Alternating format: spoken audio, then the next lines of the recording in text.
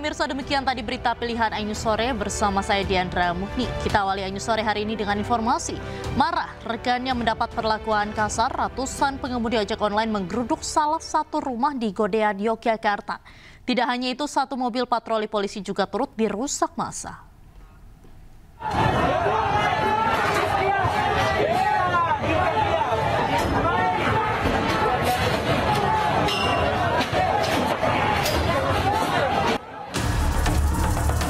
Satu rumah jadi sasaran amukan pengemudi ojek online dan pengantar makanan online di salah satu rumah di persimpangan Jalan Bantulan, Sidoarung, Godean, Sleman, Yogyakarta.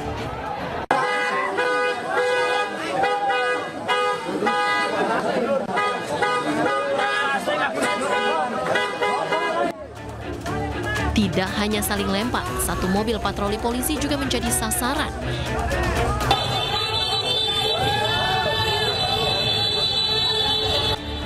Sebelumnya, anggota Polsek Godean mendatangi lokasi untuk mencegah main hakim sendiri yang dilakukan pengemudi ojek online, buntut dari rekan mereka yang diperlakukan kasar oleh pemilik rumah saat mengantar makanan. Iki saka Shopee Mas. Mas, iki saka Shopee nih. Awak dhewe iki nih. Sing kerja sapa? Kayak ya. Sing kerja sapa? Ngopo? Menurut polisi, insiden perusakan mobil polisi ini berawal dari pengantaran paket makanan yang terlambat. Pemesan marah hingga bersih tegang dengan pengemudi yang datang bersama kekasihnya. Kekasih pengemudi ojol yang merasa dianiaya lalu melapor ke polisi. Namun info perlakuan kasar ini cepat menyebar ke pengemudi lain yang spontan menggeruduk rumah pelaku. Kita lakukan pemeriksaan terhadap terlapor ini. Setelah kita lakukan pemeriksaan terlapor, ternyata kita dapat laporan driver online ini tidak langsung pulang, tapi melainkan ingin menuju ke rumah dari terlapor. Di situ kita udah siapkan anggota, kita halau massa supaya tidak terjadi anarkis, namun yang terjadi karena ketidakpuasan dari driver Shopee online, Shopee Food tersebut, akhirnya mereka melampiaskan dengan merusak dan merusak fasilitas umum, termasuk di situ mobil polisi. Situasi di lokasi kini sudah terkendali, sementara pemilik rumah yang diduga menganiaya ini meminta perlindungan ke Polsek Godean dan kini diperiksa intensif polisi. Sementara mobil polisi yang jadi sasaran amukan kondisinya rusak parah, di mana bagian kaca depan dan lampu rotator pecah dan sejumlah bagian ringsek. Dari Sleman, Yogyakarta, Heru Trijoko, iNews melaporkan.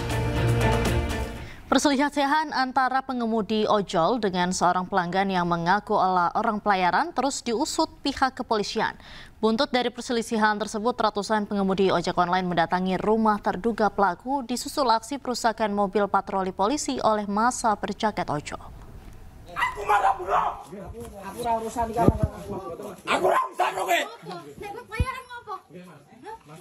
Aku memang ora bengok, kowe apa bengok? Leh, kok sih lo? Sing naikin aku.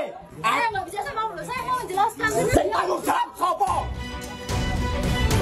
Kasus dugaan penganiayaan terhadap pengemudi ojol Shopee Food beserta pacarnya yang dilakukan oleh seorang pelanggan hingga kini masih dalam pengusutan Satreskrim Polresta Sleman.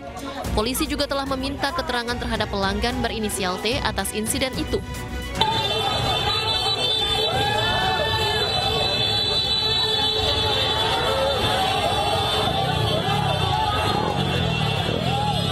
Dugaan penganiayaan tersebut turut memicu emosi dan aksi solidaritas massa pengemudi ojol yang menggeruduk rumah pelanggan di kawasan Bantulan, Sidoarung, Godean, Sleman. Akibatnya sebuah mobil patroli polisi milik Polsek Godean dirusak sekelompok massa berjaket ojol. Akibat kejadian tersebut, polisi kini mendalami dua perkara, yakni dugaan penganiayaan yang dilakukan pelanggan ojol dan pengerusakan kendaraan patroli polisi. Yang order. Ya, jadi Shopee Food-nya ini sebenarnya ada dua orang. Jadi si drivernya ini bawa pacarnya goncengnya. Justru yang melaporkan pacarnya ini. Karena yang merasa dicekik, dijambak itu pacarnya. Oke, berarti ya. Pelaporannya atas penganiayaan. Ya. Kalau ini ada dua penanganan perkara ya, Pak? Ya, terkait dengan penganiayaannya sama pengerusakan. Perusahaan mobil. Pengurusan laporan tipe A. Laporan A. Sementara itu, pihak pelanggan bernama Takbir juga telah meminta maaf secara terbuka di media sosial. Assalamualaikum warahmatullahi wabarakatuh. Saya Takbir dari Salasi Wartiana memohon dengan tulus untuk meminta maaf kepada korban dan driver ojol, terutama driver Shopee, atas kejadian Kamis 3 Juli 2025 pukul 21.30. Dengan hal itu saya sangat menyesal dan saya siap menerima konsekuensinya dengan prosedur hukum yang berlaku. Sekian dari saya. Wassalamualaikum warahmatullahi wabarakatuh.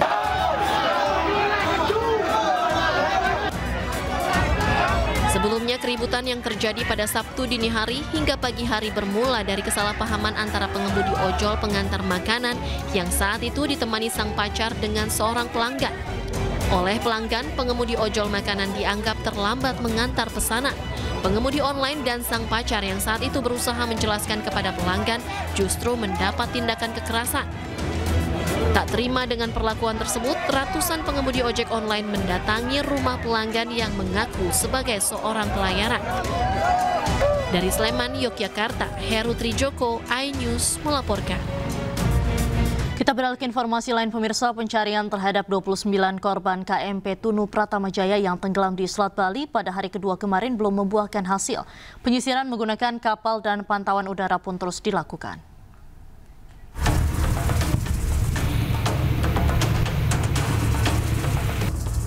Memasuki hari ketiga, pencarian terhadap 29 penumpang kapal motor Tunu Pratamajaya yang tenggelam di Selat Bali terus dilakukan. Pencarian oleh tim SAR gabungan fokus mengarah perairan Selat Bali bagian selatan, mengingat gelombang dan arus laut sejak tenggelamnya KMP Tunu Pratamajaya mengarah ke selatan Selat Bali.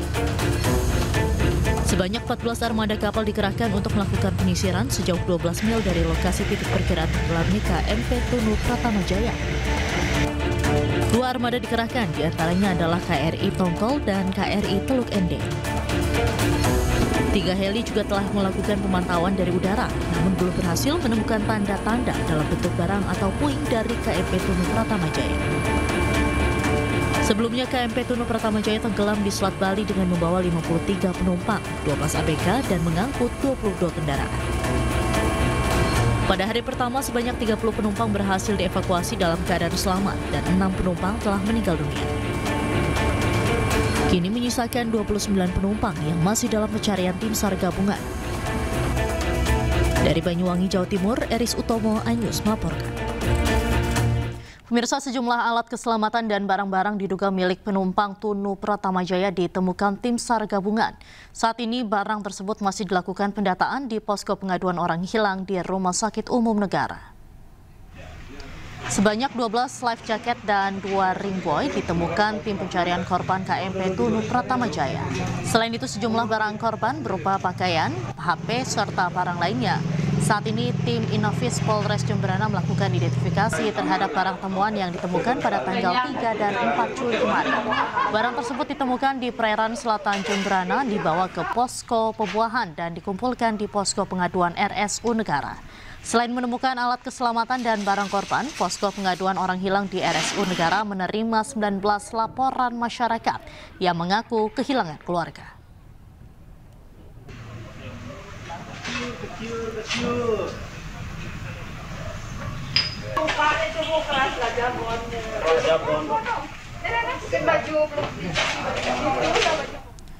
Untuk mengetahui perkembangan pencarian puluhan korban kapal tenggelam, sudah bersama kami jurnalis iNews Nyoman Sudika di Posko Pengaduan Orang Hilang Kabupaten Jemberana, Bali. Selamat sore, Nyoman. Sejauh ini bagaimana perkembangan pencarian? Selamat siang Diandra dan juga pemirsa. Untuk di wilayah Bali, khususnya di Jemberana, pencarian hari ini melalui jalur laut maupun jalur darat, di mana jalur laut mengikuti skema pencarian di Banyuwangi, yaitu menyusuri pantai selatan Jemberana dari perairan Selat Bali, menyisir terus sampai ke daerah pantai Pebuahan, demikian. Sedangkan untuk jalur daratnya itu penyisiran di sepanjang pantai, mulai dari Gilimanuk sampai ke Pantai Melaya, Pantai Candi Kusumo, hingga ke Pantai Pebuahan dan Pantai Cupel. Dan di sini juga pemerintah Pemkab Jemberana sendiri telah menginstruksikan semua camat dan desa yang memiliki wilayah pesisir untuk ikut melakukan pencarian di wilayahnya masing-masing. Demikian, Diandra.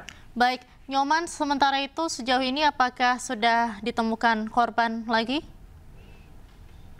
Sampai saat ini, sampai sore ini, untuk korban masih tetap 36, di mana 30 korban selamat dan 6 korban meninggal dunia. Dan mulai dari tanggal 3 kemarin, begitu KMP Tunu Berani tenggelam, sejumlah barang-barang memang sudah ditemukan seperti alat keselamatan dan pakaian yang diduga milik dari para penumpang. Dan saat ini semua barang-barang temuan tersebut sudah diamankan di pos Gilimanuk. Demikian, Diandra. Berarti untuk saat ini berapa jumlah korban yang masih hilang, Nyoman? Dari data manifest yang kami terima itu sebanyak 65 orang dari kru penumpang 53 dan kru kapal 12, berarti keseluruhan itu 65 dan sudah ditemukan 36. Sekitar 29 masih dalam tahap pencarian. Demikian. Baik, terima kasih Nyoman Sudika melaporkan langsung dari Jemberana, Bali. Selamat kembali bertugas. Pemirsa, 29 orang masih dinyatakan hilang pasca tenggelamnya KMP Tunu Pratama Jaya di Selat Bali. Keluarga korban berharap anggota keluarganya cepat ditemukan. Kesedihan pun memancar dari raut wajah mereka.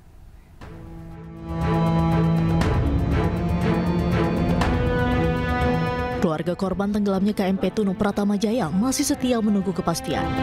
Raut cemas dan sedih pun terpancar dari wajah keluarga. Mereka berharap anggota keluarganya ditemukan dengan selamat. Salah satunya keluarga Dewa Gede Adnyana Putra, 48 tahun, sopir asal Gianyar. Pria yang akrab disapa Ajik ini hingga saat ini belum ditemukan. Keluarga korban datang dari Kabupaten Gianyar sejak Kamis dini hari begitu mendengar ada kapal tenggelam di Selat Bali. Menantu korban, Nilus Sri Devi Mariani menceritakan sangat berharap Ajiknya tidak menjadi penumpang KMP Tunu Pratama. Namun setelah tiba di Gilimanuk, nama mertua dan kendaraan yang dikemudikannya ada di data manifest. Saya balik lagi di sini, saya tunggu infonya di sini aja. Dan sampai sekarang belum juga. Saya bakalan tunggu aja sampai kapanpun di sini. Sampai ketemu. Besar harapan saya aja udah bisa ketemu dengan selamat aja. Hingga saat ini tim SAR gabungan menyatakan terdapat 29 korban yang belum ditemukan. Proses pencarian pun masih terus dilakukan. Dari Jemberana, Bali, Nyoman Sudika, iNews melaporkan. Kita ke informasi lain, pemirsa. Duka mendalam mengiringi prosesi pemakaman calon jaksa muda Renanda Ginting yang gugur saat menjalankan tugas negara mengejar buronan korupsi di Kabupaten Deli Serdang, Sumatera Utara. Dalam prosesi tersebut, Kejaksaan Agung Republik Indonesia memberikan penghormatan tertinggi kepada almarhum Renanda Primta Ginting. Ingatlah kebanggaan anaknya yang berharap kami. Tangis, haru, dan duka mendalam menyelimuti pemakaman calon jaksa muda Renanda Ginting yang gugur saat menjalankan tugas penegakan hukum. Seusai upacara militer, keluarga melanjutkan dengan prosesi adat pemakaman suku Karo mengiringi jenazah menuju tempat peristirahatan terakhir dengan iringan doa di Jambur Taras, Jalan Namori, Kecamatan Pancur Batu, Kabupaten Deli Serdang, Sumatera Utara. Keluarga besar Adiaksa hadir dan turut mengiringi upacara penyerahan jenazah yang digelar dengan hikmat. Dalam prosesi ini, Jaksa Agung Muda Tindak Pidana Khusus dan Kepala Pusat Penerangan Hukum Kejagung menyerahkan tali asih kepada keluarga sebagai bentuk bela sungkawa dan penghargaan terhadap almarhum.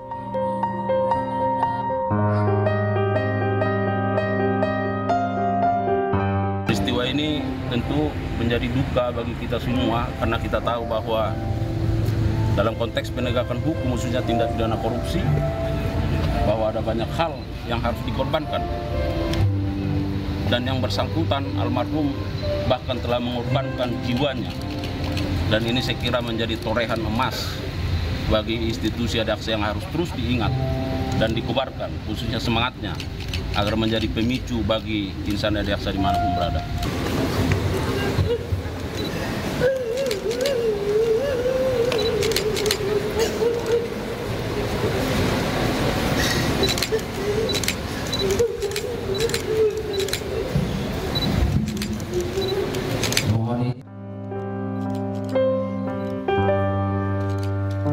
Diketahui Renanda Prima Ginting baru sebulan bertugas di Kejaksaan Negeri Simalungun sebagai staf bidang pidana khusus. Semangat dan pengabdiannya terhenti di tengah tugas mengejar buronan kasus penggelapan dana desa. Ia meninggal dunia usai tenggelam di Sungai Silau, Kisaran Timur. Namun semangat dan namanya akan selalu hidup dalam hati Adiaksa. Dari Medan, Sumatera Utara, Bobi Pakpahan, iNews melaporkan. Sementara itu, pemirsa, Kepala Desa Nagori Banjarhulu, Kabupaten Simalungun, Kardianto ditetapkan sebagai tersangka dugaan korupsi APB Desa. Kardianto merupakan kades yang dikejar calon jaksa di Kejari Simalungun, Renanda Ginting, yang tewas hanyut di sungai. Bah, diambilnya itu satu. Ke tengah mulai. Pangulu atau Kepala Desa Nagori Banjarhulu, Kabupaten Simalungun, Sumatera Utara, Kardianto ditetapkan sebagai tersangka dugaan korupsi anggaran pendapatan dan belanja desa APB Desa. Ia merupakan kades yang dikejar oleh calon jaksa Kejaksaan Negeri Simalungun, Renanda Ginting, yang tewas hanyut terbawa arus Sungai Silau. Berdasarkan informasi dari Kejaksaan Tinggi Sumatera Utara, Kardianto saat ini tengah ditahan di Kejari Simalungun. Meski begitu, belum dijelaskan secara rinci terkait besaran uang APB Desa yang dikorupsi oleh Kardianto. Sebelumnya, staf pidana khusus Kejari Simalungun yang juga merupakan calon jaksa, Renanda Ginting, hanyut di sungai saat hendak mengamankan Kardianto. Renanda mengejar Kardianto yang menceburkan diri ke Sungai Silau, Kecamatan Kisaran Timur, Rabu lalu. Namun naas, Renanda tenggelam dan hanyut terbawa arus sungai. Seorang warga yang berupaya menolong Renanda juga hanyut terbawa sungai. Kedua korban hanyut akhirnya ditemukan oleh tim SAR gabungan dalam kondisi meninggal dunia 4 km dari lokasi kejadian. Tim Liputan iNews melaporkan. Usai adanya fatwa haram sound horeg, beberapa pelaku usaha sound horeg meminta MUI Jawa Timur untuk duduk bersama dan tidak mengeluarkan fatwa secara sepihak. Informasi selengkapnya kami hadirkan usai jeda, tetaplah di iNews Sore.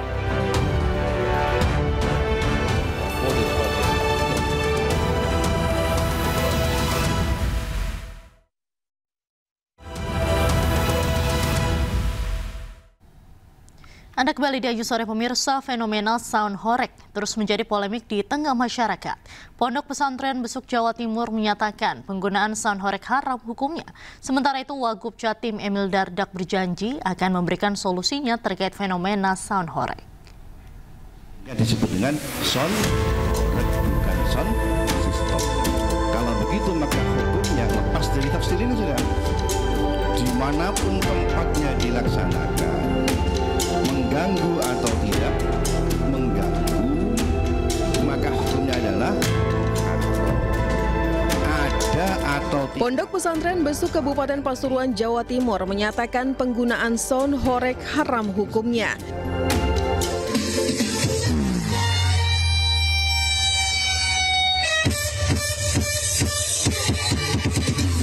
Hal ini diputuskan melalui forum Bahsul Masail yang digelar bertepatan dengan peringatan 1 Muharram 1447 Hijriah. Pengasuh Ponpes Besuk Kiai Haji Muhibul Aman Ali menyampaikan keputusan ini diambil bukan semata karena bisingnya suara, tetapi karena konteks dan dampak sosial yang melekat pada praktik sound horeg.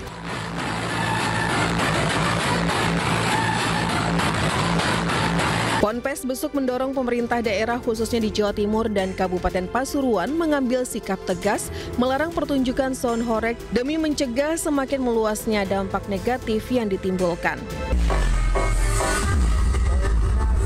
Tontonan sound horeg itu, maka kita putuskan ini adalah haram. Haram mutlak artinya tidak perlu kita mempertimbangkan apakah mengganggu atau tidak mengganggu. Karena yang menjadi pertimbangan hukum tidak hanya mengganggunya. Kalau mengganggu ya tambah nemen. Berarti kan boleh nggak begitu kan? Nah, makanya aspek hukum yang kita pertimbangkan jangan hanya dampak suara saja, tapi juga isi daripada paket Sound Horeg itu. Merespon fatwa haram yang dikeluarkan Pondok Pesantren Besuk Kabupaten Pasuruan, Majelis Ulama Indonesia Jawa Timur mendukung fatwa tersebut. Sekretaris MUI Jatim Kiai Haji Hasan Ubaidillah menilai Sound Horeg lebih banyak mengandung mudarat ketimbang manfaat di tengah masyarakat. MUI Jatim melalui Komisi Fatwa akan membahas dan mengkaji fenomena Sound Horeg ini sebelum memutuskan fatwa. Sementara itu, Wakil Gubernur Jawa Timur Emil Elestianto Dardak berjanji akan memberikan solusi terkait fenomena Sound Horeg khususnya di daerah Pasuruan dan sekitarnya. Jadi percaya sama saya bahwa untuk masalah horeg ini memang sedang dengan seksama kita cari solusinya.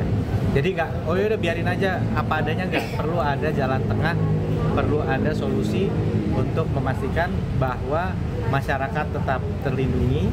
Sound Horeg ini beroperasi dalam kondisi yang memang tidak melanggar hal-hal yang kemudian menjadi keresahan masyarakat. Emil menilai fatwa tetap disikapi bijak dan dicarikan solusi agar tidak merugikan pelaku industri tetapi juga tidak mengganggu Kamtibmas. Dari Pasuruan dan Surabaya, Jawa Timur, Tim Liputan iNews melaporkan. Untuk membahas kontroversi Sound Horeg sudah bersama kami pengasuh Pondok Pesantren Besuk Pasuruan, Kiai Haji Muhibul Aman Ali, dan Ketua Sound Malang Bersatu, David Blizzard. Assalamualaikum, selamat sore Gus Muhib dan Pak David. Waalaikumsalam. Sore, waalaikumsalam. Baik, saya akan ke Gus Muhib terlebih dahulu. Gus Muhib, ini kan Ponpes Besuk Jatim mengeluarkan fatwa haram terhadap Sound Horeg. Apa pertimbangannya? Baik, yang pertama bahwa Pasuruan ini mengangkat tema-tema isu kekinian yang berkembang di masyarakat.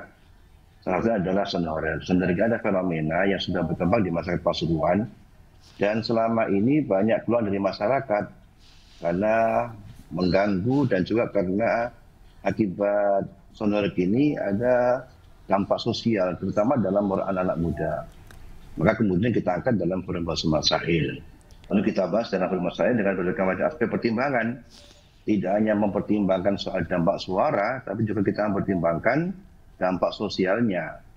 Nah, oleh karena itu kemudian kita putuskan kemarin bahwa ada dua yang menjadi pertimbangan hukum. Yang pertama dampak suara, yang kedua adalah efek daripada dampak sosialnya.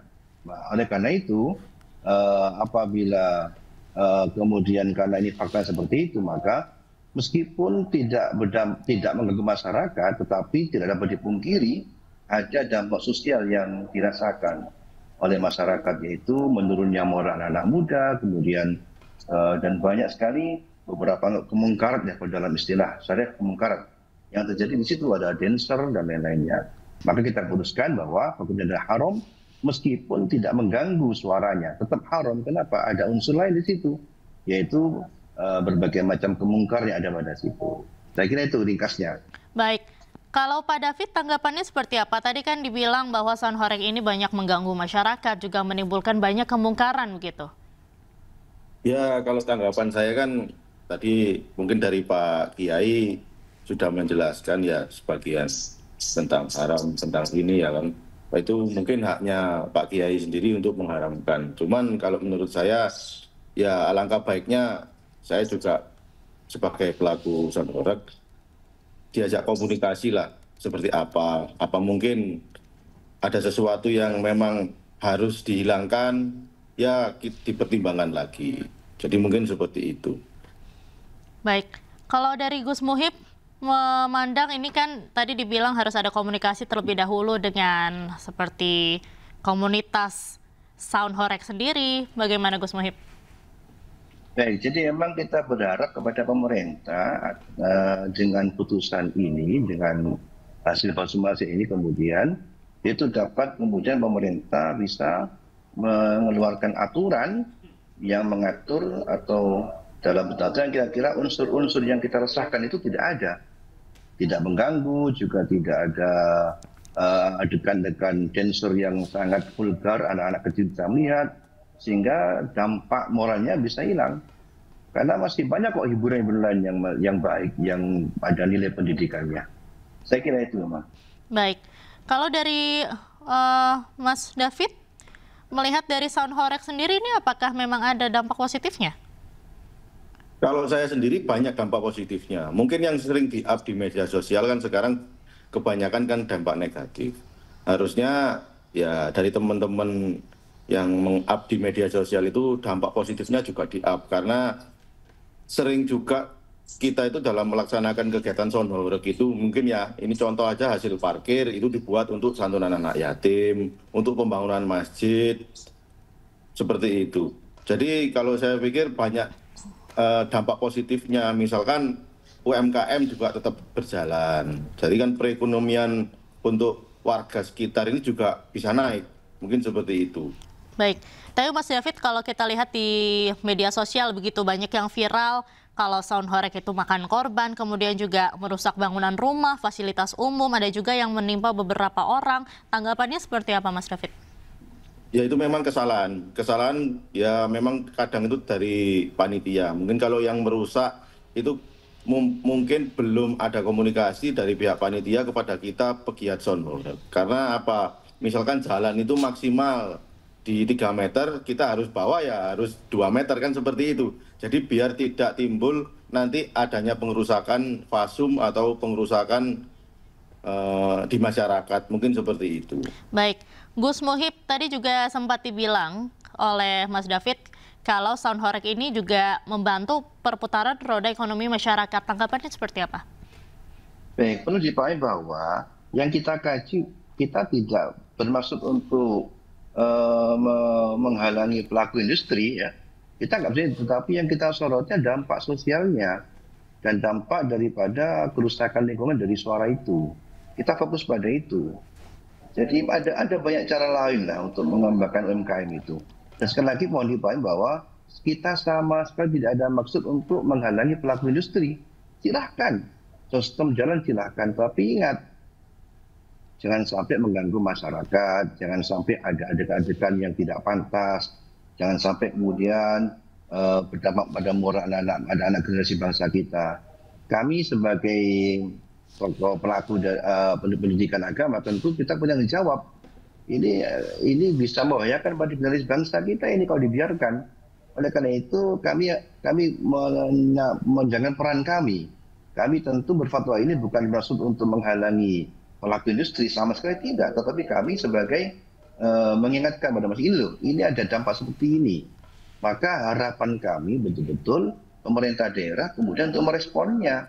Tugas kami selesai. Kami sudah mengingatkan pada masyarakat, ini tidak baik diteruskan ini, ada mungkarotnya, ada dampak seperti ini, masa dibiarkan? Maka tentu yang punya kebijakan, yang punya kewenangan kebijakan untuk bisa mengaturnya. Sekali lagi, mohon maaf, kami tidak punya maksud sedikit pun untuk menghalangi pelaku industri. Fokuskannya kepada tadi, kerusakan ditimbulkan dan juga dampak sosialnya. Baik, jadi kalau mau duduk bersama gitu membuka kemungkinan hal itu, Pak Kiai? Untuk kebaikan bersama siap saya. Dengan pemerintah kemudian kita bagaimana untuk mengaturnya. Baik, kami siap. Baik, kalau Mas David, kalau misalkan nanti ada forum untuk duduk bersama membahas solusi terkait dengan sound horeg ini juga bersedia ya Mas David? Apa yang ingin disampaikan? Ya, kalau saya sangat bersedia, karena saya juga sering di Kabupaten Malang itu sudah ada FGD zaman dulu mengenai sound horeg. Kita juga duduk dengan para ulama, dengan Dewan Masjid, dengan semua kalangan lah untuk memutuskan sesuatu. Jadi kalau di Kabupaten Malang sendiri kita dalam memutuskan sesuatu tidak secara sepihak. Jadi kita duduk bersama dulu lah. Nanti seperti apa hasilnya ya kita lihat pada waktu diskusi itu tadi. Baik, Mas David, kalau kita bisa kilas balik nih, sound horeg itu sebenarnya mulai ada sejak kapan? Istilah sound horeg itu kan bisa dibilang mulai tahun 2000-an, 2002 2020-an lah, 2019-2020. Cuman yang menamakan itu kan, sound horeg itu kan masyarakat. Jadi horeg bukan kita sendiri. Horeg itu apa, Mas? Horeg itu kan istilahnya kan bergetar. Kalau di masyarakat itu bergetar gitu loh. Itu kan bahasa Jawa, horeg itu bergetar. Gitu loh. Jadi kalau tadi mungkin mohon maaf Pak Kiai, mungkin sudah sholat maghrib ya. Ini saya menanggapinya seperti ini. Jadi mungkin kurangnya sosialisasi kepada beliau-beliau yang di atas tentang segi positifnya daripada sound horeg, mungkin beliau-beliau yang di atas juga belum tahu gitu loh, bahwa kegiatan sound horeg ini juga banyak sekali segi positifnya. Mungkin seperti itu. Baik, terakhir Pak Kiai mungkin ingin apa yang disampaikan ke pemerintah. Baik, Mas David, kalau yang dari video viral ini, khawatir tidak sebetulnya ini merusak seperti nama baik dari sound horeg yang selama ini juga kan sudah banyak komunitasnya begitu? Ya memang saya sendiri juga khawatir, makanya saya sebenarnya ke teman-teman ini juga sering komunikasi lah, kalau bisa jangan terlalu seperti itu.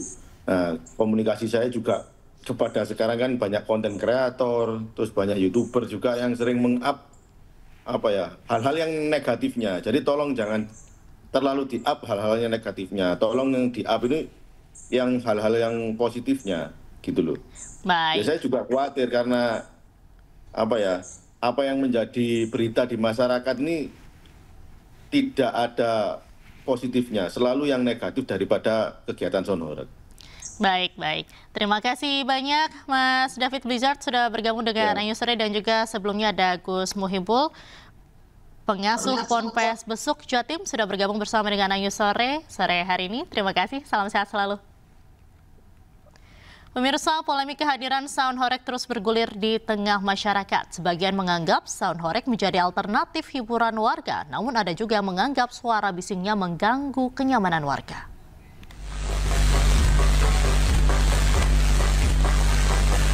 Keberadaan sound horeg di sejumlah wilayah justru memakan korban hingga merusak bangunan rumah dan fasilitas umum.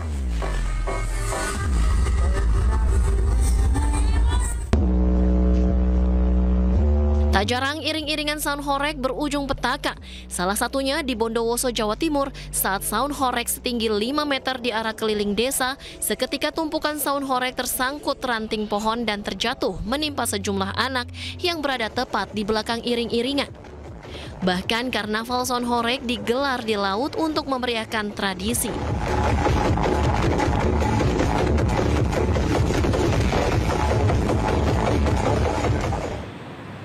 Sementara itu, fatwa haram terhadap sound horeg dikeluarkan Pondok Pesantren di Pasuruan, Jawa Timur. MUI Jatim juga mendukung fatwa haram yang dikeluarkan Pondok Pesantren Besuk Pasuruan. Sound horeg dengan dentuman dan suara bisingnya dianggap mengganggu ketentraman dan kenyamanan warga. Namun demikian, pengguna sound horeg menimbulkan pro dan kontra di masyarakat. Tim Liputan iNews melaporkan. Militer Israel terus melancarkan serangan di wilayah Gaza via udara dan darat dengan 100 target Hamas yang sudah diserang di Gaza. Informasi selengkapnya kami hadirkan usai jeda, tetaplah di iNews Sore.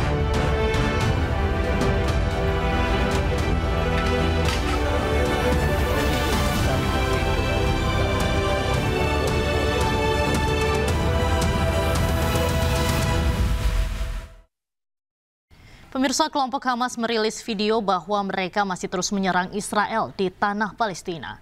Militer Zionis Israel yang kerap menindas warga Gaza tak bisa membuat Hamas berdiam diri, mereka pun menyerbu para tentara Zionis.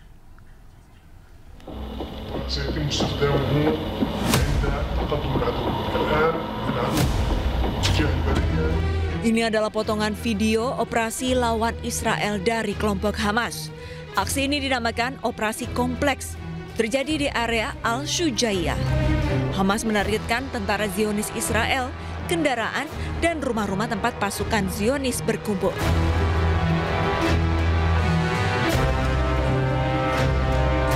Komandan Operasi Al-Sujaiyah menyampaikan bahwa Hamas telah melaksanakan penyergapan gabungan yang telah direncanakan sebelumnya dan sesuai dengan skenario operasi. Hamas juga mengklaim telah menguasai situasi dengan tembakan terhadap musuh dan kendaraannya yang melakukan infiltrasi di daerah Al-Huda, sebelah timur Sujaiyah.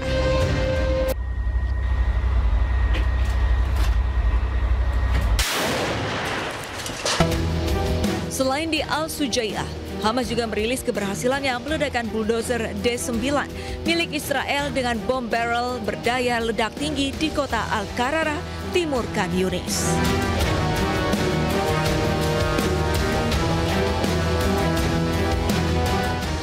Sementara itu, militer Israel terus melancarkan serangan di wilayah Gaza via udara dan darat. Israel klaim ada 100 target teroris Hamas yang sudah diserang di Gaza.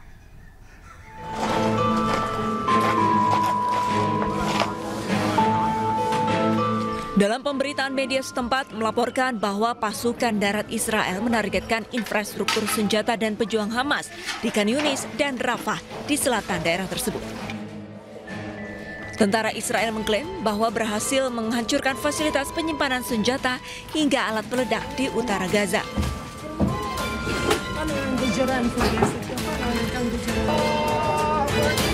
Klaim dari tentara Israel bahwa selain menargetkan fasilitas gudang senjata, target teroris Hamas juga berhasil dilenyapkan. Mereka menargetkan 100 teroris Hamas dalam penyerangan tersebut. Dilaporkan target serangan termasuk tenda darurat pengungsi Palestina di daerah Al-Mawasi. Pemirsa, dalam 24 jam terakhir Israel menyerang Gaza hingga menewaskan ratusan orang. Sejumlah korban masih tertimpa reruntuhan dan Israel secara terang-terangan memperluas operasi militernya.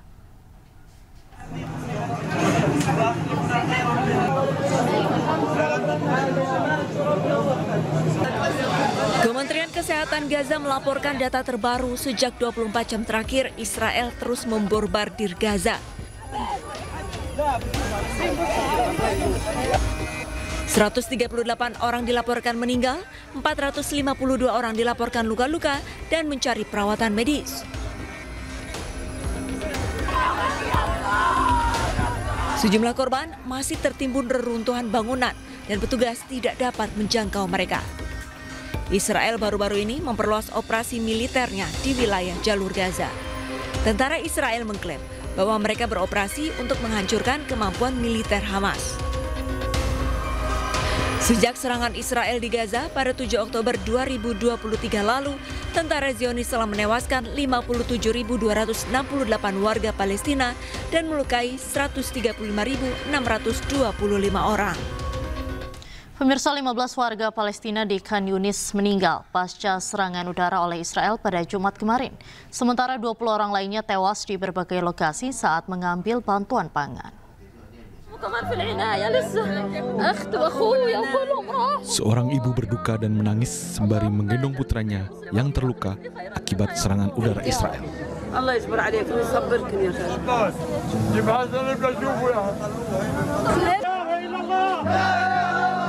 Di sisi lain, seorang wanita menangis di depan jenazah anak dan menantunya yang telah menjadi korban kebiadaban serangan Zionis Israel.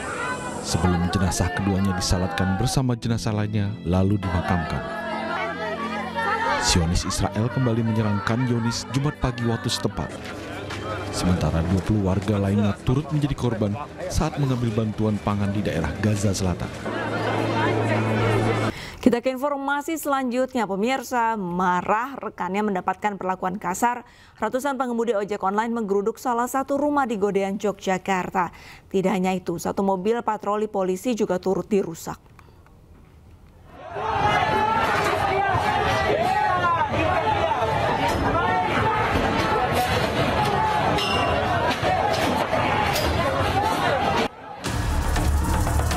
Satu rumah jadi sasaran amukan pengemudi ojek online dan pengantar makanan online di salah satu rumah di persimpangan Jalan Bantulan, Sidoarum, Godean, Sleman, Yogyakarta.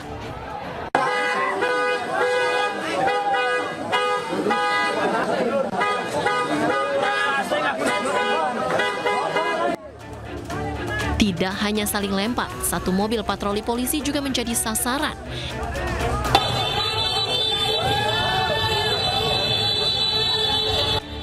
Sebelumnya anggota Polsek Godean mendatangi lokasi untuk mencegah main hakim sendiri yang dilakukan pengemudi ojek online, buntut dari rekan mereka yang diperlakukan kasar oleh pemilik rumah saat mengantar makanan.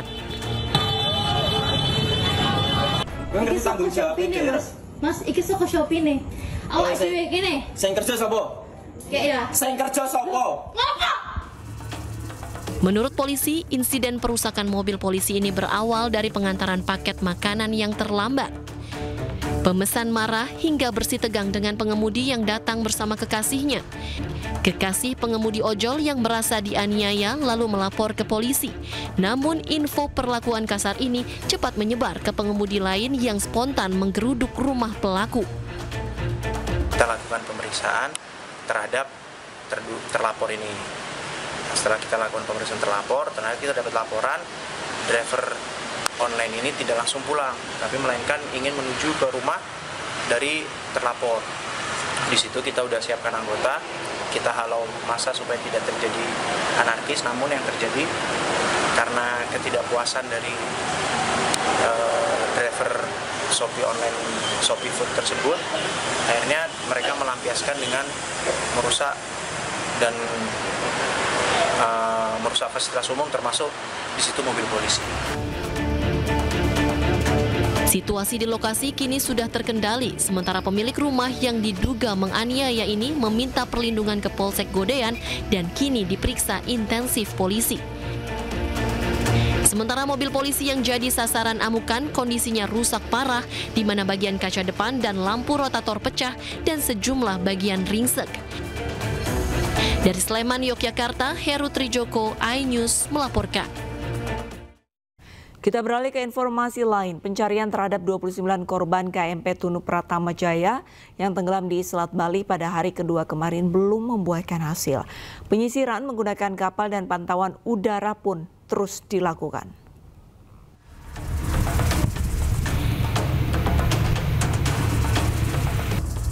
Memasuki hari ketiga, pencarian terhadap 29 penumpang kapal motor Tunu Pratama Jaya yang tenggelam di Selat Bali terus dilakukan. Pencarian oleh tim SAR gabungan fokus mengarah perairan Selat Bali bagian selatan, mengingat gelombang dan arus laut sejak tenggelamnya KMP Tunu Pratama Jaya mengarah ke selatan Selat Bali.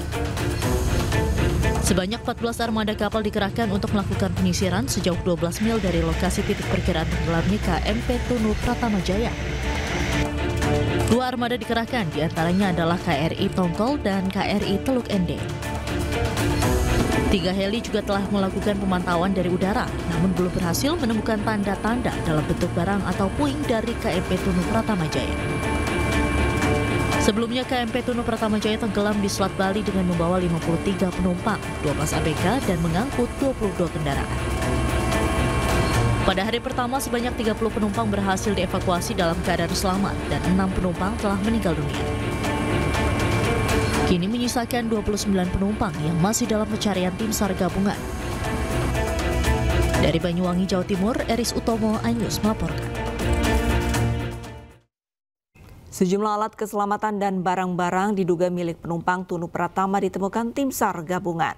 Saat ini barang tersebut masih dilakukan pendataan di posko pengaduan orang hilang di Rumah Sakit Umum Negara.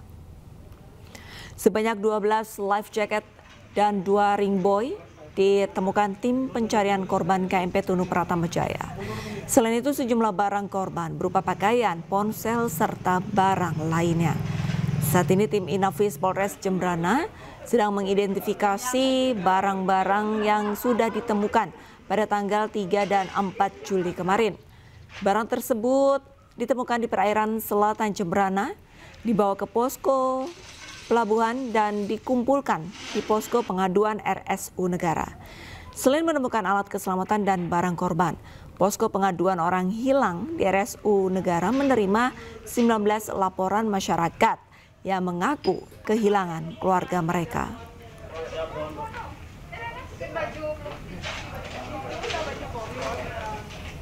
29 orang masih dinyatakan hilang pasca tenggelamnya KMP Tunu Pratama Jaya di Selat Bali.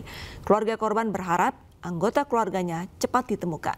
Kesedihan pun memancar dari raut wajah mereka.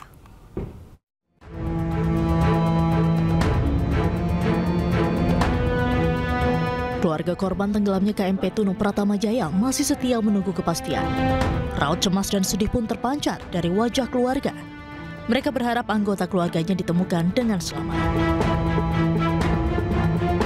Salah satunya keluarga Dewa Gede Adnyana Putra, 48 tahun, sopir asal Gianyar. Pria yang akrab disapa Ajik ini hingga saat ini belum ditemukan. Keluarga korban datang dari Kabupaten Gianyar sejak Kamis dini hari begitu mendengar ada kapal tenggelam di Selat Bali. Menantu korban, Nilu Sri Devi Mariani menceritakan sangat berharap Ajiknya tidak menjadi penumpang KMP Tunung Pratama. Namun setelah tiba di Gilimanuk, nama mertua dan kendaraan yang dikemudikannya ada di data manifest. Saya balik lagi di sini, saya tunggu infonya di sini aja. Dan sampai sekarang belum juga. Saya bakalan tunggu aja sampai kapanpun di sini. Sampai ketemu. Ya, harapan saya aja udah bisa ketemu dengan selamat aja. Hingga saat ini tim SAR gabungan menyatakan terdapat 29 korban yang belum ditemukan. Proses pencarian pun masih terus dilakukan. Dari Jemberana, Bali, Ainyoman Sudika, iNews melaporkan. Mantan Menteri Perdagangan Thomas Lembong dituntut 7 tahun penjara dalam kasus korupsi impor gula. Jaksa menyebut hal yang memberatkan Tom karena Tom merasa tidak bersalah dan tidak mengakui perbuatannya.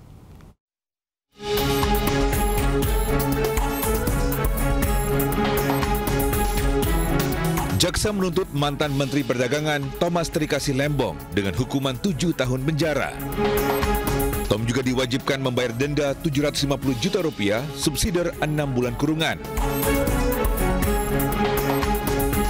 Mantan tim sukses Capres Anies Baswedan ini dinilai terbukti memperkaya orang lain dan korporasi dalam kasus korupsi impor gula, sehingga negara dirugikan hingga Rp578 miliar.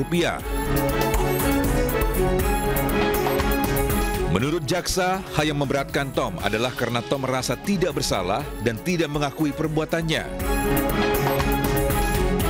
Sebagaimana dalam dakwaan primer penuntut umum. 2. Menjatuhkan pidana terhadap terdakwa Thomas Trikasih Lembong. Oleh karena itu dengan pidana penjara selama 7 tahun. Dikurangi selama terdakwa berada dalam tahanan sementara.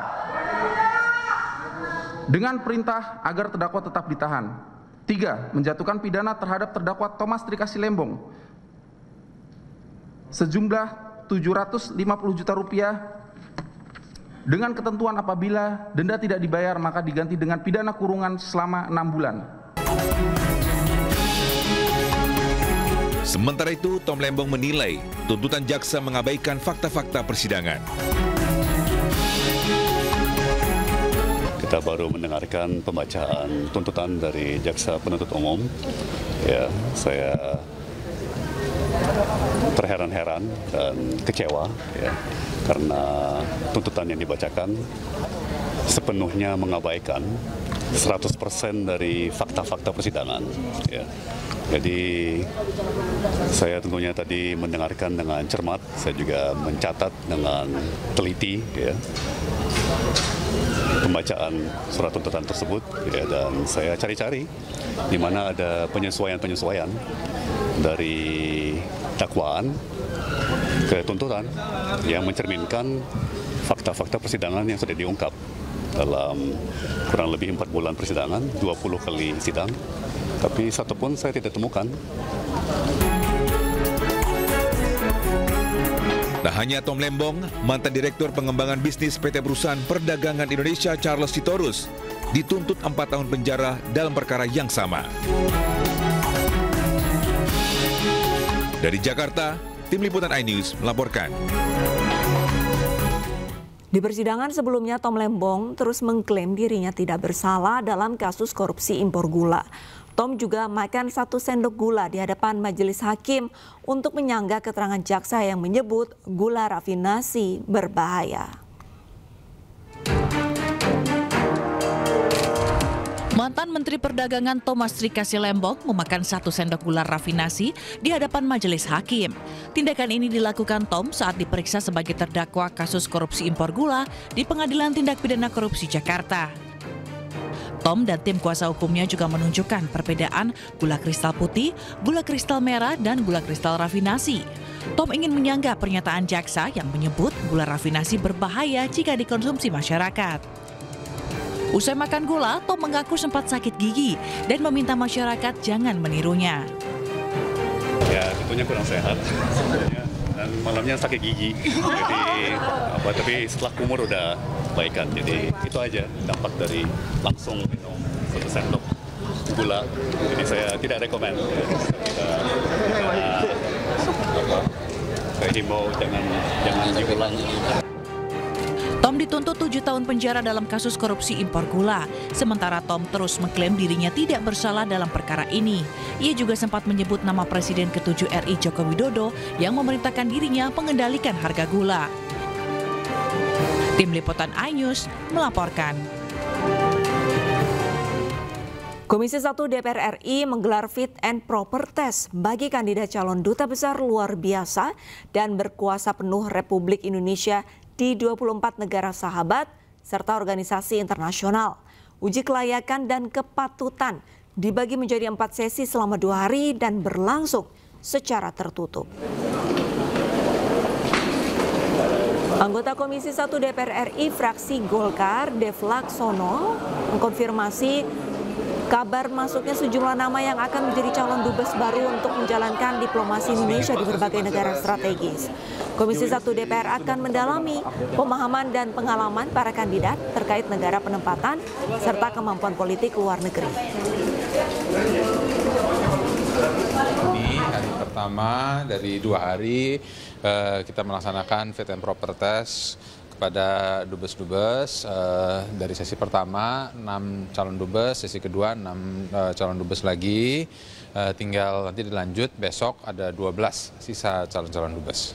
Ada catatan tersendiri nggak untuk calon dubes yang hari ini, Pak? Ya, kita mendengar pemaparannya masing-masing, dan itu bukan visi misi, itu adalah rancangan kerja program, tantangan, dan juga kedepannya apa yang perlu diperbaiki, ditingkatkan, dan juga dikerjakan.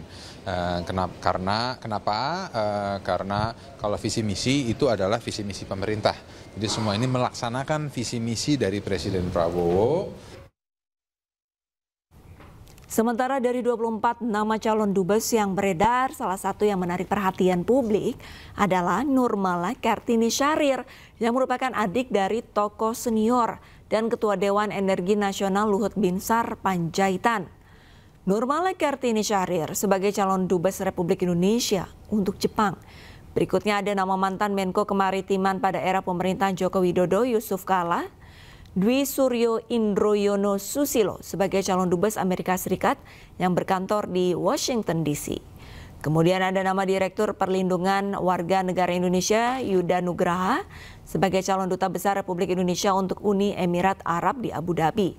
Kemudian ada nama Letjen Purnawirawan Hot Mangaraja Panjaitan sebagai calon dubes Singapura yang merupakan putra dari pahlawan revolusi Maijen TNI Anumerta DI Panjaitan.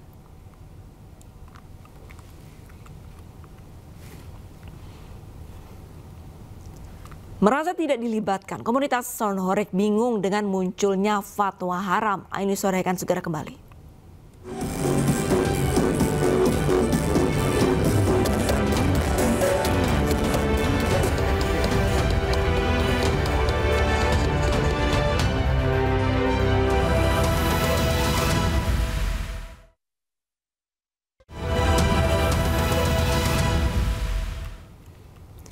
Fenomena Sonhorek terus menjadi polemik di tengah masyarakat. Pondok Pesantren Besuk Jawa Timur menyatakan penggunaan Sonhorek haram hukumnya. Sementara MUI Jatim yang mendukung fatwa tersebut masih mengkaji melalui Komisi Fatwa. Sedangkan Wagub Jatim Emil Dardak berjanji akan memberikan solusinya terkait fenomena Sonhorek. Dengan bukan son, kalau begitu maka hukumnya lepas dari tafsir ini saja. Dimanapun tempatnya dilaksanakan, mengganggu atau tidak mengganggu, maka hukumnya adalah ada atau tidak. Pondok Pesantren Besuk Kabupaten Pasuruan, Jawa Timur menyatakan penggunaan sound horeg haram hukumnya.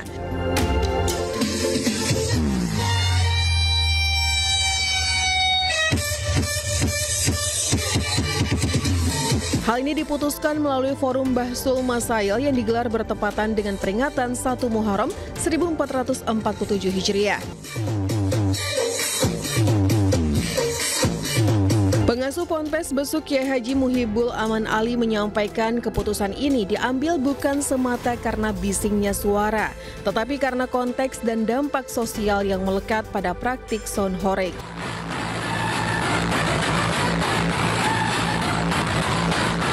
Ponpes Besuk mendorong pemerintah daerah khususnya di Jawa Timur dan Kabupaten Pasuruan mengambil sikap tegas melarang pertunjukan sound horeg demi mencegah semakin meluasnya dampak negatif yang ditimbulkan. Tontonan sound horeg itu. Maka kita putuskan ini adalah haram. Haram mutlak artinya tidak perlu kita mempertimbangkan apakah mengganggu atau tidak mengganggu. Karena yang menjadi pertimbangan hukum tidak hanya mengganggunya. Kalau mengganggu ya tambah nemen. Berarti kan boleh nggak begitu kan? Nah, makanya aspek hukum yang kita pertimbangkan jangan hanya dampak suara saja, tapi juga isi daripada paket sound horeg itu. Merespon fatwa haram yang dikeluarkan Pondok Pesantren Besuk Kabupaten Pasuruan, Majelis Ulama Indonesia Jawa Timur mendukung fatwa tersebut. Sekretaris MUI Jatim Kiai Haji Hasan Ubaidillah menilai sound horeg lebih banyak mengandung mudarat ketimbang manfaat di tengah masyarakat. MUI Jatim melalui Komisi Fatwa akan membahas dan mengkaji fenomena sound horeg ini sebelum memutuskan fatwa. Sementara itu, Wakil Gubernur Jawa Timur Emil Elestianto Dardak berjanji akan memberikan solusi terkait fenomena sound horeg khususnya di daerah Pasuruan dan sekitarnya. Jadi percaya sama saya bahwa untuk masalah horeg ini memang sedang dengan seksama kita cari solusinya.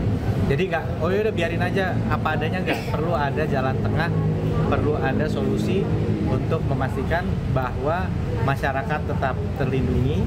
Sound horeg ini beroperasi dalam kondisi yang memang tidak melanggar hal-hal yang kemudian menjadi keresahan masyarakat. Emil menilai fatwa tetap disikapi bijak dan dicarikan solusi agar tidak merugikan pelaku industri tetapi juga tidak mengganggu Kamtibmas. Dari Pasuruan dan Surabaya, Jawa Timur, Tim Liputan iNews melaporkan. Sementara itu pemirsa, usai adanya fatwa haram sound horeg, beberapa pelaku usaha sound horeg meminta MUI Jawa Timur untuk duduk bersama dan jangan menentukan secara sepihak.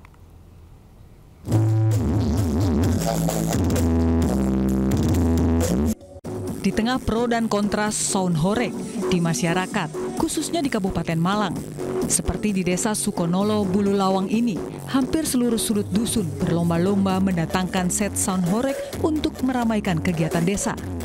Sound horeg salah satu hiburan yang digemari dan ditunggu-tunggu masyarakat.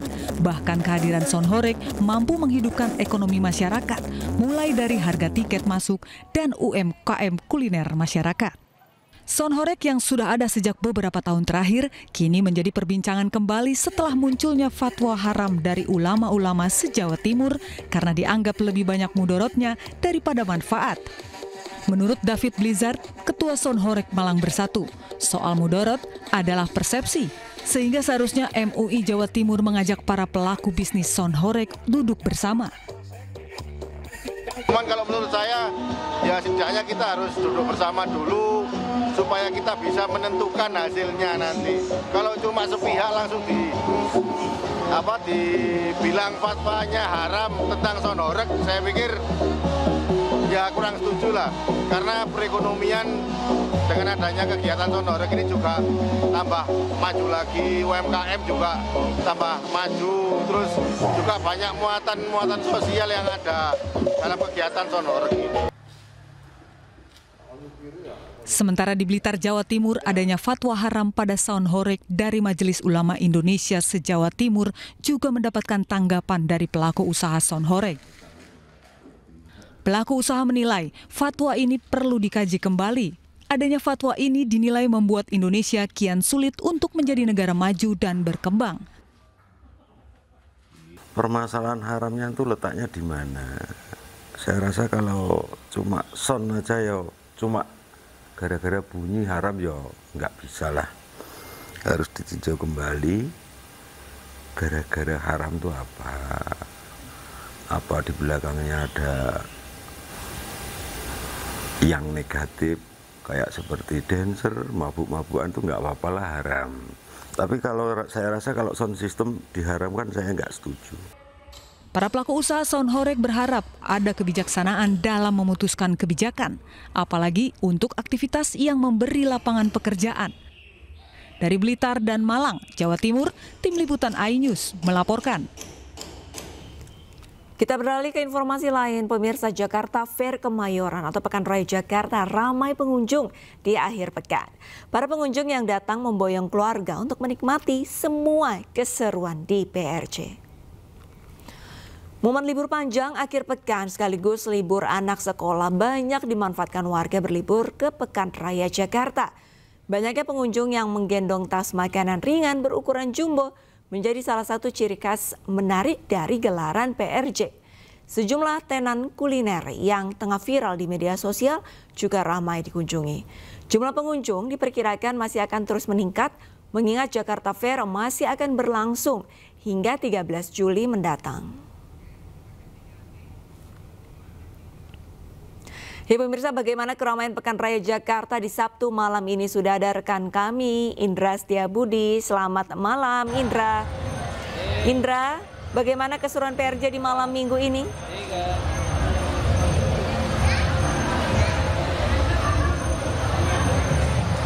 Baik, selamat malam Lista dan juga pemirsa. Dapat kami informasikan situasi terkini di Pekan Raya Jakarta ini sangat ramai sekali oleh para pengunjung. Memang pengunjung ini datang untuk setiap harinya ataupun juga bertepatan pada hari ini merupakan malam minggu Lista. Yang mana ini sangat ramai sekali para pengunjung yang ingin membawa keluarga tercinta menuju stand-stand ataupun juga brand-brand yang berada banyak sekali yang berada di Pekan Raya Jakarta untuk menikmati keseruan dan keramaian. Dan perlu diinformasikan Lista dan juga pemirsa untuk mengetahui lebih lanjut keseruan bagi para pengunjung untuk mencari apa saja sih sehingga rela untuk berdesak-desakan maupun juga kepadatan yang sangat mengular sekali untuk tetap berada di Pekan Raya Jakarta untuk menikmati berbagai macam brand. Oke, Kakak, selamat malam Kakak. Selamat malam ya. Kakak boleh tahu namanya siapa Kak?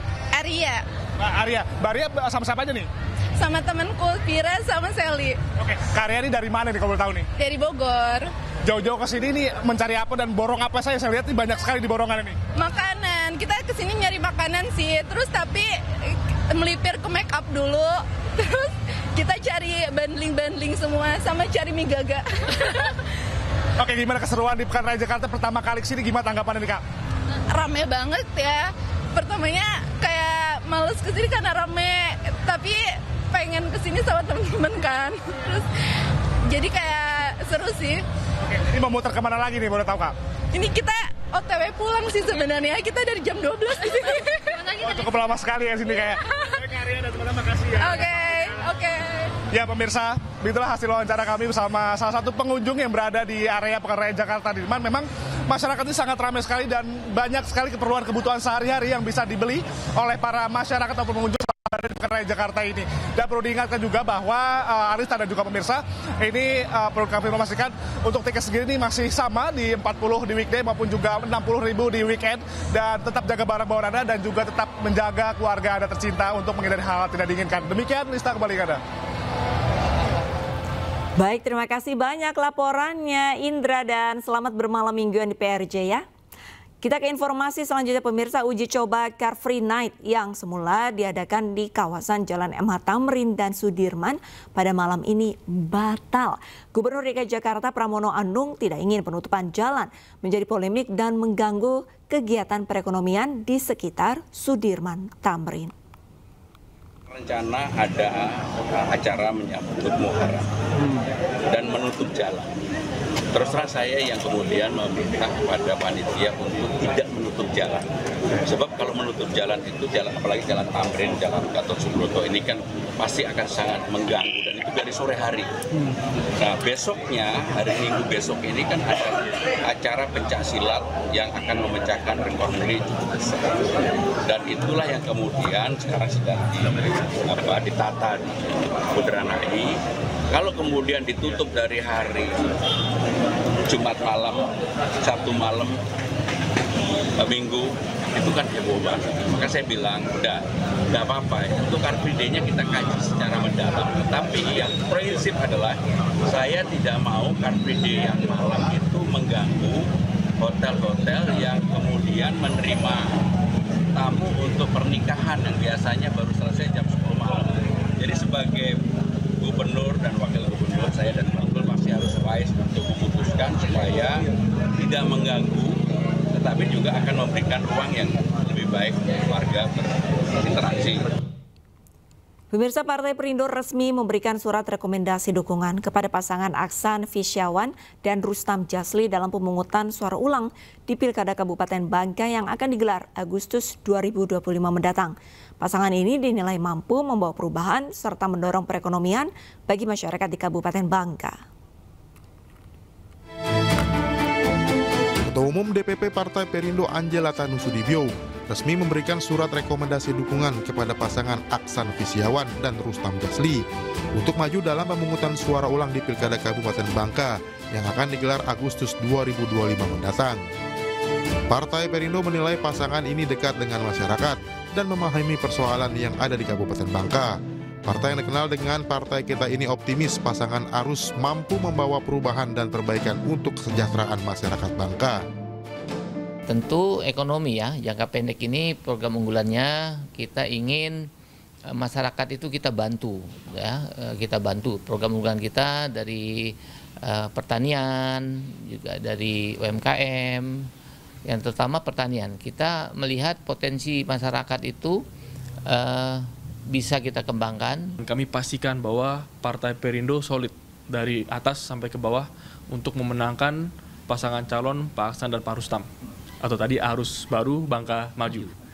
Jadi harapannya dengan dukungan ini kita juga berharap nanti setelah proses pemilihan dapat terpilih dan bisa membawa perubahan, perbaikan bagi masyarakat di Bangka, juga termasuk mendorong ekonomi bagi masyarakat. Setelah merekomendasikan dukungannya, seluruh pengurus, kader, dan simpatisan Partai Perindo di Kabupaten Bangka akan berjuang total memenangkan pasangan Aksan Fisyawan dan Rustam Jasli sebagai Bupati dan Wakil Bupati Kabupaten Bangka. Dari Jakarta, Bagus Prasetya, Yudi Permana, iNews melaporkan. Untuk merebut satu tiket ke Piala Asia 2026 malam ini, Timnas Putri Indonesia akan menjalani laga hidup mati kontra Taiwan. iNews sore akan segera kembali.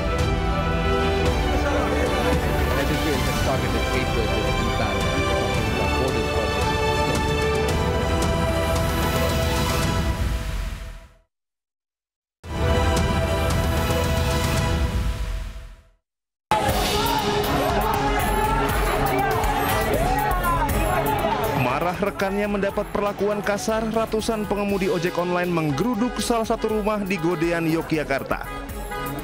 Tidak hanya itu, satu mobil patroli polisi juga turut dirusak pengemudi ojek online. Sejumlah alat keselamatan dan barang-barang diduga milik penumpang kapal Tunu Pratama ditemukan tim SAR gabungan di perairan selatan Jembrana, Bali. Saat ini barang tersebut masih dilakukan pendataan di posko pengaduan orang hilang di Rumah Sakit Umum Negara.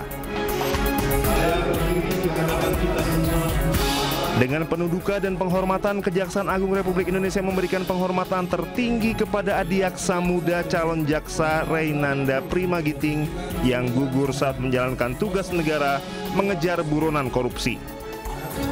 Penghormatan dilaksanakan di Jambur Taras, Jalan Namori, Kecamatan Pancur Batu, Kabupaten Deli Serdang, Sabtu pagi.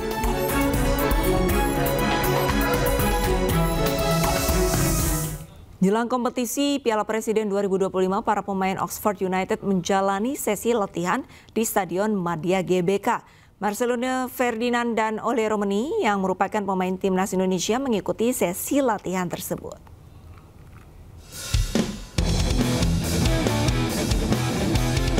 Para pemain Oxford United menjalani sesi latihan perdana di Stadion Madia GBK Senayan, Jakarta Sabtu pagi.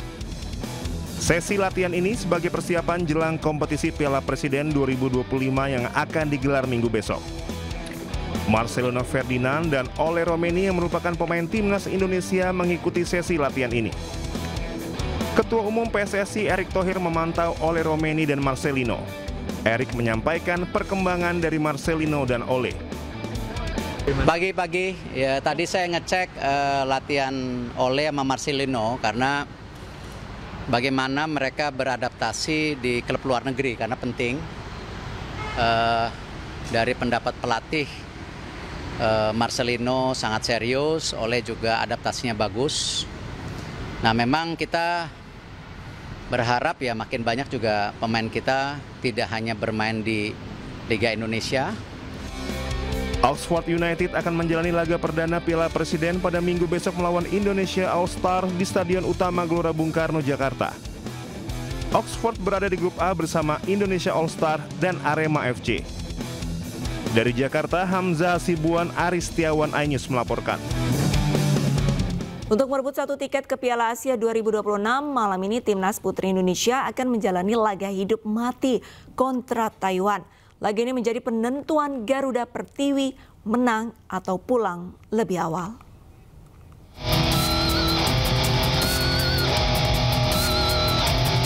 Timnas Putri Indonesia akan menghadapi laga hidup mati melawan Taiwan pada pertandingan terakhir grup D kualifikasi Piala Asia Putri 2026.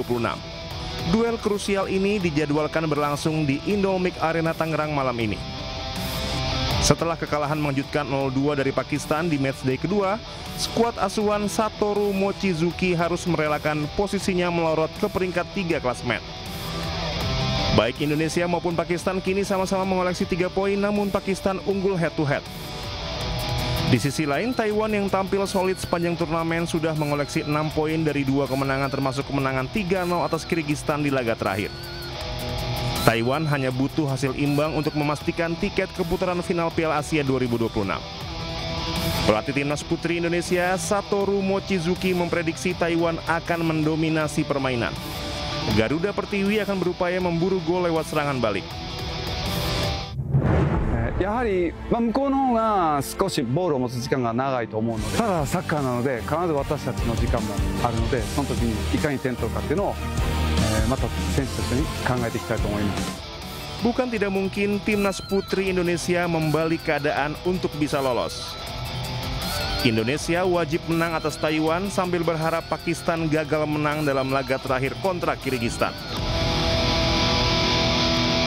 Tradisi pacu jalur di Kabupaten Kuantan, Singingi, Riau mendadak viral setelah diunggah juara Liga Champions Eropa PSG di akun media sosial mereka. Dika, sang bocah penari pacu jalur, tak menyangka videonya viral mendunia.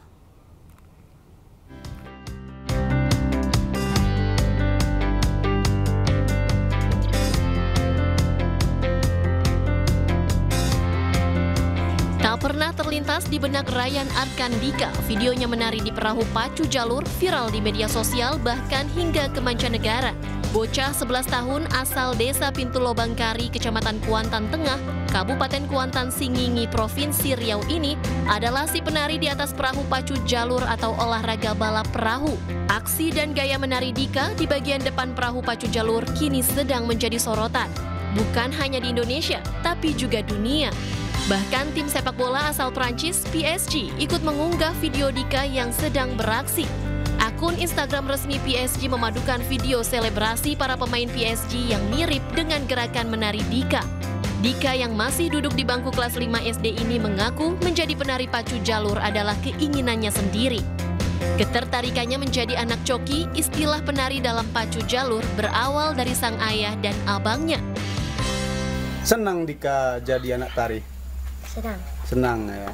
Memang cita-citanya jadi apa? Jadi anak tari atau seperti apa nanti? Cita-cita aja pengen tari. Nggak mau jadi yang lain? Memang mau jadi anak tari? Sang ibu Ridawati mengaku senang dengan anaknya yang kini viral. Ia mendukung penuh sang anak dalam perannya sebagai penari di perlombaan pacu jalur. Dan nggak nyangka lah. Nggak sangka Bu? Nggak sangka. Soalnya dari sekian banyak tukang tarian.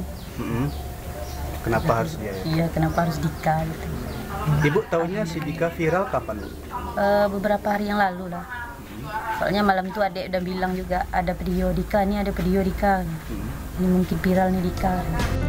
Sudah 2 tahun Dika menjadi penari dalam pacu jalur untuk membela desanya. Dalam berlomba, Ridawati selalu mengingatkan Dika agar selalu menjaga keseimbangan di atas perahu saat menari. Dari Kuantan Singingi, Riau, Indra Yose Rizal, iNews melaporkan. Dalam 24 jam terakhir, Israel menyerang Gaza hingga menewaskan ratusan orang. iNews sore akan segera kembali dengan informasi selengkapnya.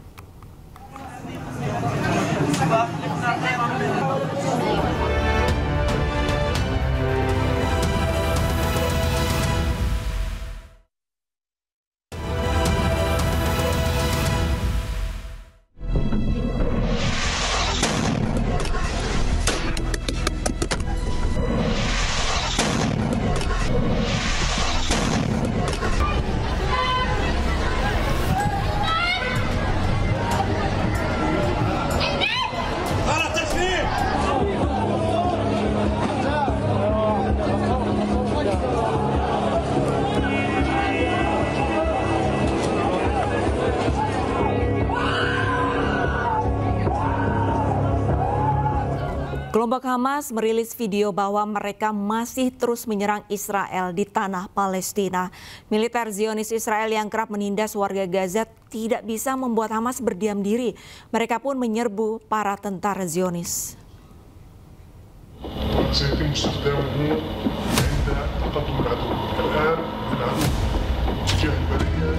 Ini adalah potongan video operasi lawan Israel dari kelompok Hamas.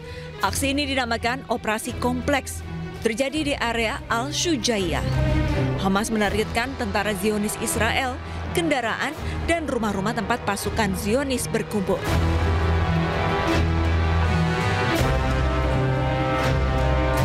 Komandan Operasi Al-Shujaiyah menyampaikan bahwa Hamas telah melaksanakan penyergapan gabungan yang telah direncanakan sebelumnya dan sesuai dengan skenario operasi.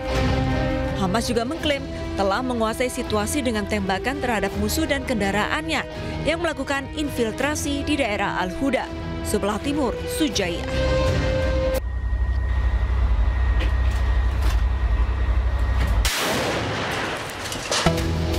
Selain di Al-Shujaiyah, Hamas juga merilis keberhasilannya meledakan bulldozer D9 milik Israel dengan bom barrel berdaya ledak tinggi di kota Al-Qararah, timur Khan Yunis.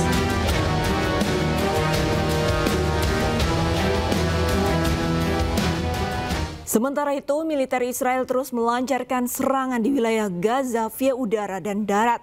Israel mengklaim ada 100 target teroris Hamas yang sudah diserang Gaza.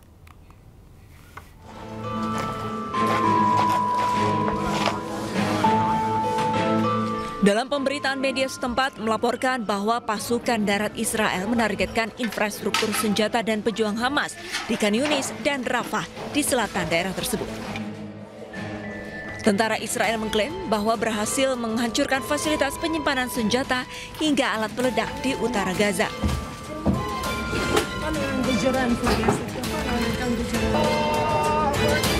Klaim dari tentara Israel bahwa selain menargetkan fasilitas gudang senjata, target teroris Hamas juga berhasil dilenyapkan. Mereka menargetkan 100 teroris Hamas dalam penyerangan tersebut. Dilaporkan target serangan termasuk tenda darurat pengungsi Palestina di daerah Al-Mawasi. Pemirsa, dalam 24 jam terakhir Israel menyerang Gaza hingga menewaskan ratusan orang. Sejumlah korban masih tertimpa reruntuhan dan Israel secara terang-terangan memperluas operasi militernya. Pemirsa, usai sudah kebersamaan kita dalam iNews sore hari ini, temukan informasi-informasi terbaru lainnya di www.inews.id. Cuplikan tayangan berita iNews bisa Anda saksikan di kanal YouTube @official iNews. Jangan lupa saksikan iNewsroom sesaat lagi bersama rekan saya, Diandra Mukni. Update informasi terbaru Anda dengan berita-berita aktual juga hangat dan sejukkan dulu dengan air mineral yang murni dan alami. Saya Arlisa Adi pamit undur diri, selamat beraktivitas, sampai jumpa.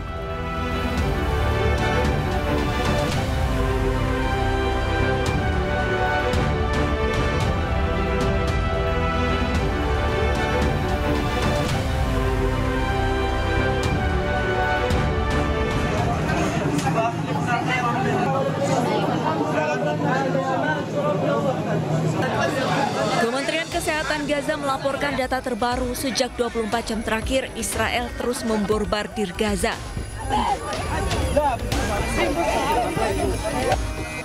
138 orang dilaporkan meninggal, 452 orang dilaporkan luka-luka dan mencari perawatan medis. Sejumlah korban masih tertimbun reruntuhan bangunan dan petugas tidak dapat menjangkau mereka. Israel baru-baru ini memperluas operasi militernya di wilayah jalur Gaza. Tentara Israel mengklaim bahwa mereka beroperasi untuk menghancurkan kemampuan militer Hamas. Sejak serangan Israel di Gaza pada 7 Oktober 2023 lalu, tentara Zionis telah menewaskan 57.268 warga Palestina dan melukai 135.625 orang.